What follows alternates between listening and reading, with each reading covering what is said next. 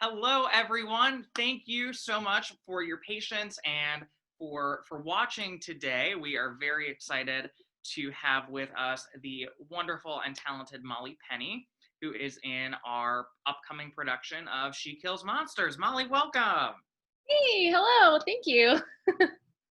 So I'm sure some of the people who are watching will recognize you, Molly, from this past fall when we did Little Shop of Horrors, and you were the wonderful Audrey. And it's a fun little reunion right now for the two of us. So I really appreciate you being here and being in the show. Yeah, it's really nice to be doing theater again and even in this sort of weird capacity, but yeah, I'm really happy to be back and to be back at Elm Street and hanging out with you, and it's great. So, yeah. Yay! All right, well let's just kick it off. And I I want to know, and I'm sure everyone else who is watching wants to know. Tell us a little bit about you, and what kind of things should we know, and what kind of things have you been involved in the world of theater. Oh, yeah, well, hey, my name's Molly. I'm from the Asheville, North Carolina area originally. Um, and I went to college at the University of Alabama for musical theater and French. I double majored, fun fact. And then I moved here in the fall of late summer, I guess, of 2018. That's as basic as it gets. Growing up where I did, I grew up very close to Flat Rock Playhouse, which is the State Theater of North Carolina, and they have an incredible youth theater program they did when I was growing up.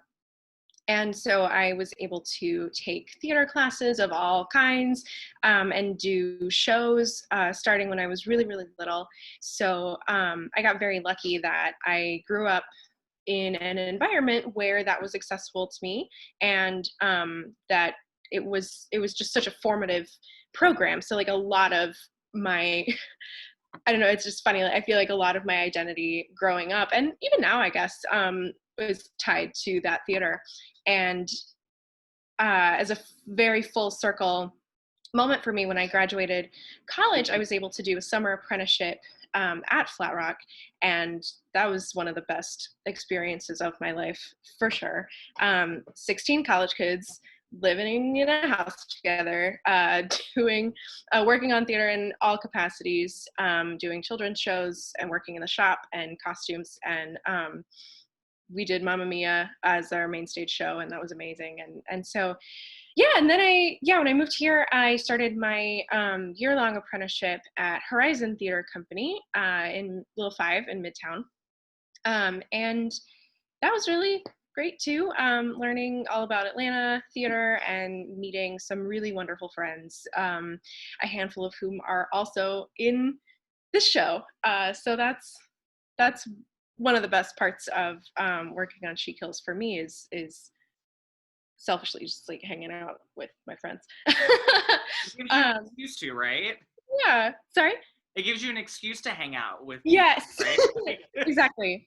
Yeah, yeah, and hanging out safely with masks on. And yeah, I do want to emphasize that like we are doing everything that we can to uphold um, health and safety and stay safe and healthy. So Yes. yeah, anyway,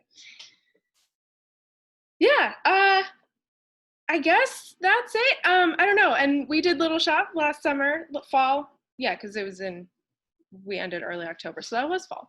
Uh, time. What is it? I Yeah, don't know. we started like In, a year ago. So I mean, technically, we started in the summer. yeah, yeah. So yeah, and I also as one of my day jobs, I work at Georgia Aquarium with their entertainment department as an atmosphere performer, which is a job that I didn't know existed until I had already been here for almost a year. Um, for like 8 months or something. It was like, oh, That's a thing that exists at the aquarium.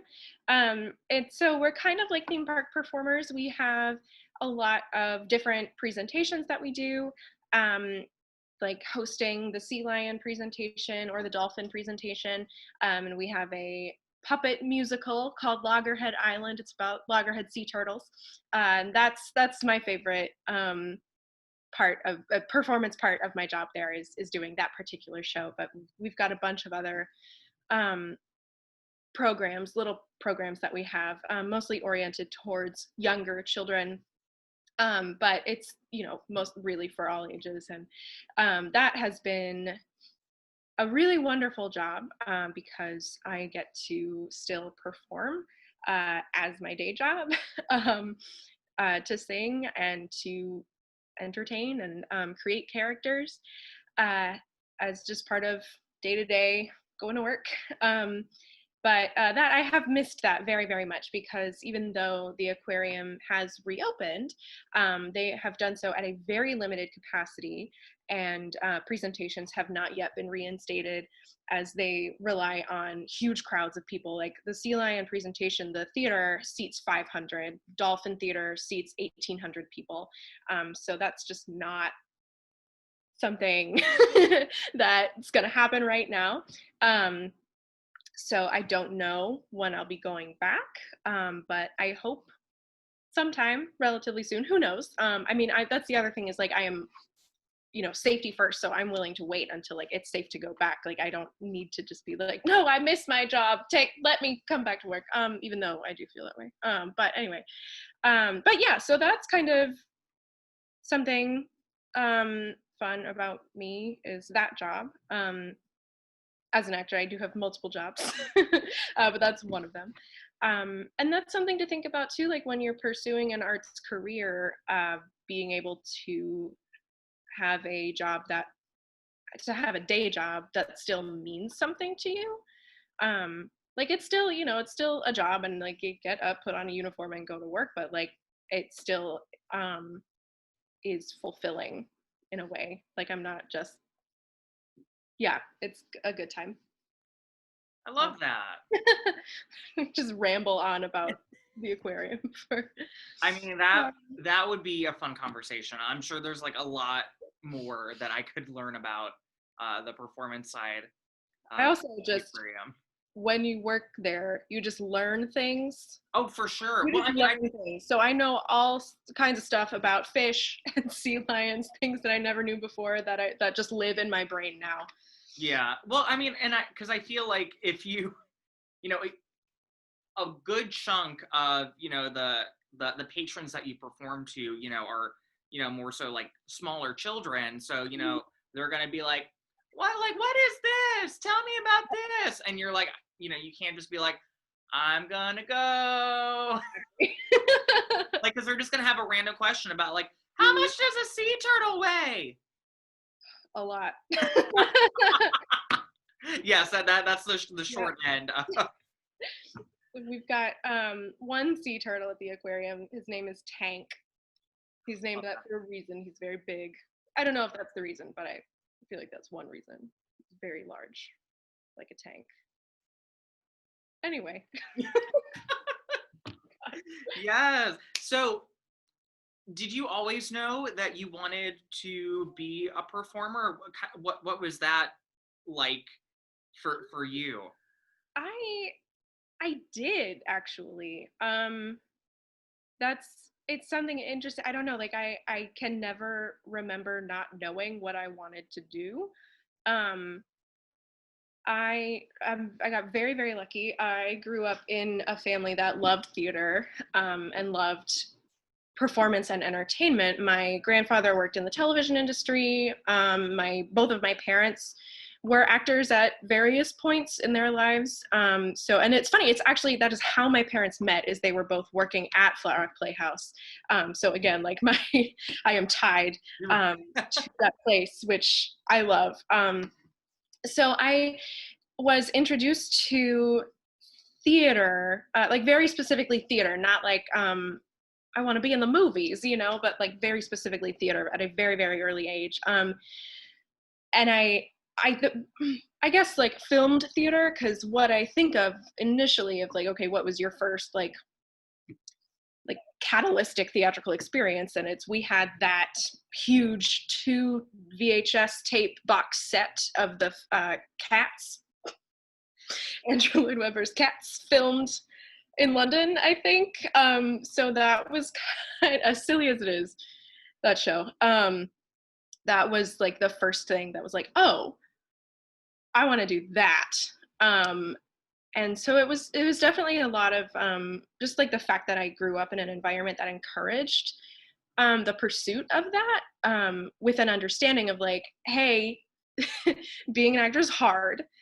So like I always knew that it wasn't just a frivolous pursuit, you know. Oh, I'm so sorry about that. But but yeah, so I it kind of like when I was really little, I didn't totally understand like the differences of like actor, singer, dancer. So I would watch Cats and be like, ah, this dancing, I want to do that, which is funny because I'm not a very strong dancer. I'm so sorry about my computer texting noises. But yeah, I definitely have sort of always known that this is what I wanted to do. And that has like morphed somewhat over like my academic career and such, like learning, the more I learn about other forms of theater, I guess. Like I, for a long time, it was like, I just like acting, like that is it. That's like, I'm a musical theater actor and that's what I want to do. But oh my gosh, my cats are loud. But I They also heard like you in talking college. about cats, so they were like, Yeah. Oh they're like, yes. here we are. Oh, um, and where, what was I? Yes. So I, in college, I was able to start working on directing. So that's been something that I've become pretty passionate about as well, and dramaturgy. And I also, funnily enough, even though I was a musical theater major, I didn't end up doing a lot of musicals. So I just like, there's just so many other forms of theater that like mean so much to me, that I get really excited about. So yeah, so now it's kind of like, well, as long as I can just be involved in theater in some capacity, because I've worked in arts administration as well. That's not, oh my God, cats. Okay. So anyway, uh, but yeah, so to make a very long answer short, yes, I did. I always knew I wanted to work in theater. Very nice. And I feel like that's, for a lot of people having, that first experience, Mm-hmm. whether that's seeing watching the VHS of Cats, or, Of all shows. yeah, that's really interesting. There are a lot of others too. And like I said, I grew up going and taking classes at Flat Rock. So like they have, their season run, well now it runs from like April to December. So there was really high quality regional theater around me, like just as I was growing up. So I saw a lot of like actual live shows too, and like very, very many. But that's the first thing that I remember, like my earliest memory of something theatrical that I could grab onto and be like, oh, this, like that's the thing. Yeah, no, very cool. So let's shift gears a little bit and talk about She Kills Monsters and the role or roles Mm-hmm. that you play. Tell us about your characters. Yeah. Well, I play 2 characters in the show. Primary one being Vera, who is the best friend of our leading lady, Agnes. Vera is a school counselor, high school counselor, who doesn't care about her job. And it's very funny. Like she just like doesn't know what to do with these high schoolers who have all these various problems, and so she just like is very straightforward, and has kind of a like, okay, do you want to deal with this? No, all right, leave kind of attitude. which is very funny. And it's funny to me too to think about it because these characters are only like I'm 24, so we're 24. So like these characters are just like the fact that, oh, I'm sorry again, I don't know how to turn that off. um but you know that Agnes and Vera have like their teachers and counselors at a high school, and I'm like, I can't, I know that's a very real job for a 24-year-old person to have, but it's just, it's funny to me. But anyway, so yeah, so she's very very straightforward, and there's no beating around the bush with Vera. It's like, do you, like a, what is this? Tell me about that. No, okay, kind of situation. But she still like loves Agnes very much and wants to be there for her. It's just it shows up in a different kind of capacity than some of the other characters who are in Agnes's life. But yeah, Vera's very fun. I've never played a character like her before, and it's definitely a bit of a challenge for me, but it's a good time. Um, and the other one is Farrah the Fairy in the Dungeons and Dragons world. She's this little woodland creature, fairy, little pixie person, with magical powers, and that'll be very fun, and like wings like that are big enough to knock people out of the way. Uh, so I'm excited about that. But she's I don't want to give too much away about that character. But it's a fun time, full of surprises. Good. Now, is there any crossover between the two roles? There's not. Like what? Like, are there like similarities between like the real world character and then the fantastical Dungeons and Dragons world character? With those two, not intentionally, I don't think. I mean, they definitely both have that like strong no nonsense kind of sensibility. Um, but that was, so the show has a lot, there is a lot of doubling in casting, especially originally, but usually, as far as I can tell, the actor who plays Vera does not usually play Farrah. Um, so that's fun. So yeah, I don't think there's any purposeful similarities between those two characters, although Vera does show up in a smaller capacity in the D&D world, for a hot second, and then she's gone. And even then, there's not a lot of course. There's a little bit, but again, it's kind of a fun surprise, so I don't want to say too much. Yeah, I don't want to give anything. Like we're trying to get people to come and check it out, so we're like, we can't give you spoilers, like None of that. not about that.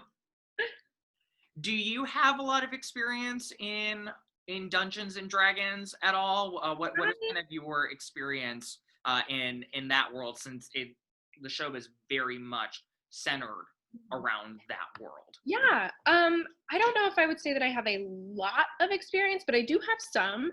I played throughout my senior year of college, and then when we moved here, trying to get campaigns going. I have my own personal set of dice right here. Love it. So yes, in college, I played a high elf named Alwen, who was great, and she was like super powerful and a good, well, I mean, I tried to make her a good fighter, but I don't always have the best luck with dice, and that plays a part. uh um but but like I tried to make this character who was very strong and skillful, but was like very socially awkward, and didn't know how to like flirt with anybody. It was like just having fun with a character like that.